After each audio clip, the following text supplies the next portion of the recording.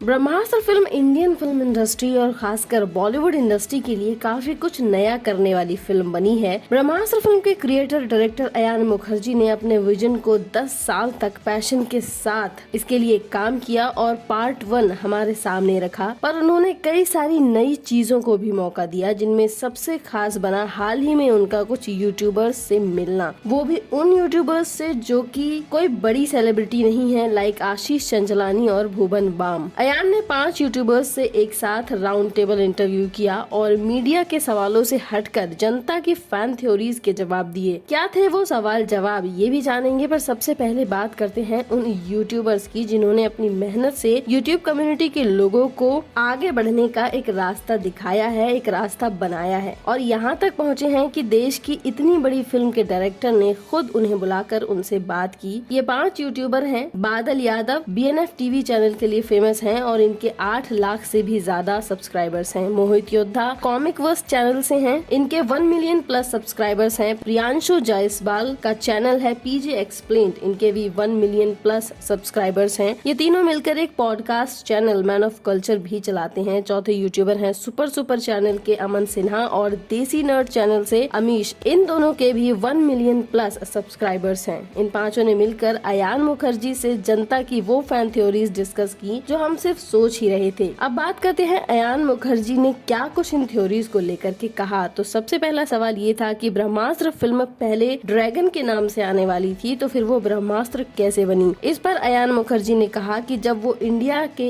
एक super hero universe को बनाने का सोच रहे थे, तब उनके दिमाग में हैरी पॉटर जैसी फिल्मों की थीम आई थी, पर जब वो स्टोरी लिखने लगे तो उन्हें लगा कि जो भी इंस्पिरेशन से वो स्टोरी लिख रहे हैं वो कहीं ना कहीं हिंदू माइथोलॉजी से इंस्पायर है, क्योंकि ये कहानियाँ वो बचपन से सुनते आए थे। उनका हीरो जिसके पास आग की पावर होने वाली थी, उसे उन्होंने ड्रैगन की पावर बनाने की बजाय बाद में अग्नि अस्त्र बना दिया और फिल्म को ब्रह्मास्त्र का नाम दिया। अगला सवाल ये था कि ब्रह्मास्त्र फिल्म के एंड में रणवीर कपूर ने ब्रह्मास्त्र को शांत कैसे किया। क्या सिर्फ आग को पैदा करने से ब्रह्मास्त्र शांत हो गया या फिर कोई और बात थी, क्योंकि लास्ट में रणवीर कपूर की आंखों में हम ब्रह्मास्त्र के साइन को ग्लो करता हुआ देखते हैं। तो क्या शिवा ने ब्रह्मास्त्र की एनर्जी को अपने अंदर समा लिया है। इस पर अयान मुखर्जी ने कहा कि वो इसका जवाब नहीं दे सकते, क्योंकि अभी तो ब्रह्मास्त्र की असली पावर्स का सामने आना बाकी है, जो कि 3rd पार्ट तक हमें पता चलेंगी। एक और सवाल था जिनमें बहुत सारी फोटोज में हमने देखा कि आलिया के हाथ में जो रिंग है वही देव के हाथ में भी है, जिसे जलास्त्र रिंग कहा जा रहा है। तो क्या आलिया जलास्त्र है? क्या आलिया का फिल्म में जितना रोल दिखाया गया है उनका रोल उतना ही है या फिर बात कुछ और है? तो अयान मुखर्जी ने कहा कि लोगों ने आलिया की फिल्म में अंगूठी तक को नोटिस किया और देव से जोड़ा, इस बारे में उन्होंने कभी सोचा भी नहीं था, न ही दिखाने के बारे में कोई उनका इरादा था। पर शायद अयान यहाँ पर आलिया का रिंग से कनेक्शन बताना नहीं चाहते थे, वरना शूट के टाइम पर वो सेम रिंग देव को और आलिया को क्यों पहनाते। उन्होंने कहा कि आलिया का रोल अभी तक यही है जो कि दिखाया गया है, इसका मतलब आगे उनका रोल कुछ और भी हो सकता है। इसके साथ ही ये सवाल भी किया गया कि क्या आलिया का कैरेक्टर ईशा नेगेटिव रोल में है, क्योंकि इसको लेकर भी बहुत सारी फैन थ्योरीज आ रही थी और ऐसा इसलिए था क्योंकि उसके बारे में फिल्म में बहुत ज्यादा कुछ नहीं एक्सप्लेन किया गया। शिवा से भी ज्यादा ब्रह्मास्त्र को लेकर इंटरेस्टेड थी ईशा। तो इस पर अयान मुखर्जी ने कहा कि उनका मकसद था आलिया को एक ऐसा इंसान दिखाना जो कि शिवा को हेल्प करे और सारी चीजों को उसके लिए सॉल्व करे, क्योंकि शिवा खुद अपनी पावर से डरता है और वो उनकी तरफ जाना नहीं चाहता। पर अगर लोगों ने ऐसे में आलिया का रोल नेगेटिव समझा तो शायद मैं ही उसे अच्छे से फिल्म में पोर्ट्रे नहीं कर पाया। अगला सवाल था कि क्या रणवीर सिंह ही देव हैं या फिर क्या देव के कैरेक्टर के लिए कास्टिंग की जा चुकी है। तो इस पर अयान मुखर्जी ने कहा कि वो इस पर कुछ भी नहीं बता सकते अभी, क्योंकि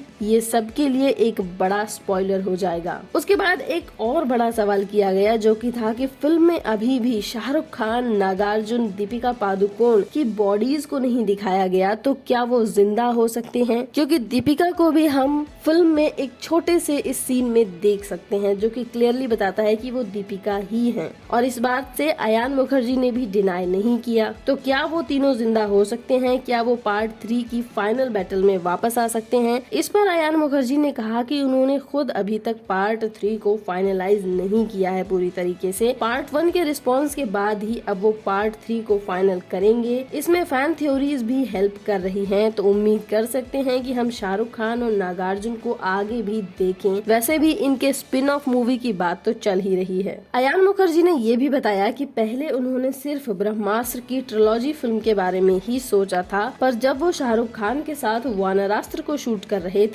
तब उन्होंने सोचा कि क्यों ना इन अस्त्रों से जुड़ा हुआ एक पूरा यूनिवर्स, अस्त्रवर्स बनाया जाए जहां हर एक अस्त्र की अपनी कहानी होगी। उन्होंने शाहरुख खान के रोल को आयरन मैन वाली फील से भी कंपेयर किया, क्योंकि साइंटिस्ट मोहन भार्गव का एटीट्यूड और उसका स्टाइल उस सीन में बिल्कुल वैसा सा ही है। अयान मुखर्जी से जब ये पूछा गया कि आने वाले टाइम में वो अस्त्रवर्स को कहाँ देखते हैं, तो अयान ने कहा कि अगर आगे के ये पार्ट्स अच्छा काम करते हैं तो वो अपना पूरा करियर सिर्फ अस्त्रवर्स को लेकर ही काम करना चाहेंगे। वो हर तरीके की फिल्में नहीं करना चाहते, बल्कि कुछ ऐसी फिल्में बनाना चाहते हैं जो कि बेस्ट हो। तो उम्मीद है उनका ये विजन पूरा हो और हमें हमारे इंडिया का एक सुपर हीरो यूनिवर्स मिल जाए जो कि हमारी संस्कृति से बिलोंग करता होगा। अयान मुखर्जी से ये भी पूछा गया कि क्या वो ब्रह्मास्त्र से जुड़े ग्राफिक नॉवेल्स, गेम्स या मर्चेंडाइज को भी लाना चाहेंगे, तो अयान मुखर्जी ने कहा कि वो इन सभी आइडियाज के लिए ओपन है, पर वो इन्हें सिर्फ ऐसे ही जल्दी में नहीं करना चाहते। वो टाइम लेकर बेस्ट क्वालिटी में ही इन्हें बनाएंगे जब भी बनाएंगे, क्योंकि बेस्ट बनाने में तो टाइम लगता ही है। जैसे कि अयान मुखर्जी बता चुके हैं कि पार्ट 2 2025 में आएगा, पर इतना लेट क्यों आएगा, इस पर अयान मुखर्जी ने कहा कि बाहुबली पार्ट 1 के बाद पार्ट 2 आने में भी 2 साल लग गए थे। जब मैंने पार्ट 1 बनाया तो 10 साल लगे, क्योंकि एक फुली इंडियन मेड प्रोजेक्ट बनाना हमारे यहाँ अभी भी एक बड़ा चैलेंज है। पार्ट 1 तो सिर्फ मेरी एक लर्निंग थी कि इस तरीके की फिल्मों को किस तरीके से बनाया जा सकता है, तो अब मैं पार्ट 2 को इससे भी ज्यादा बेहतर बनाऊंगा और कोशिश करूंगा कि बेहतर डायलॉग्स के साथ भी बनाऊं। और 3 साल में अभी भी इसे बना पाना एक चैलेंजिंग टास्क है। तो अयान मुखर्जी की बातों से साफ पता चलता है कि एक डायरेक्टर को अपने फिल्म की कमियां हमेशा पता होती हैं, जैसे कि अयान मुखर्जी को पता है और वो उन्हें मानते भी हैं और उन्हें सुधारने की कोशिश में भी हैं। तो कह सकते हैं कि फिल्म को क्रिटिसिज्म तो रिलीज के बाद मिला, पर वो क्रिटिसिज्म के लिए पहले से ही तैयार थे। भले ही ब्रह्मास्त्र को बनाने और हिट कराने के लिए उन्हें एड़ी चोटी का जोर लगाना पड़ा, पर ये एक बेहतरीन और बहादुरी भरी कोशिश थी। उसके बाद अब अयान मुखर्जी का इन यूट्यूबर्स से बात करना ये साफ दिखाता है कि वो जनता के ओपिनियन और उनके सजेशन के लिए भी ओपन है, क्योंकि ऐसा शायद ही पहले कभी हुआ है कि किसी सेलिब्रिटी डायरेक्टर ने जनता के बीच से जुड़े क्रिएटर्स को बुलाया हो, उनसे बात की हो। क्योंकि शायद अयान मुखर्जी ये जान चुके हैं कि आने वाले फिल्म में एक फिल्म को हिट कराने में इस यूट्यूब कम्युनिटी का, इस नर्ड कम्युनिटी का कितना बड़ा रोल होगा। और उससे भी अच्छी बात ये कि यूट्यूबर्स को उनके काम के लिए किसी टॉप की सेलिब्रिटी ने रिकॉग्नाइज भी किया। अयान मुखर्जी का ये पूरा इंटरव्यू आप स्टार स्टूडियोज के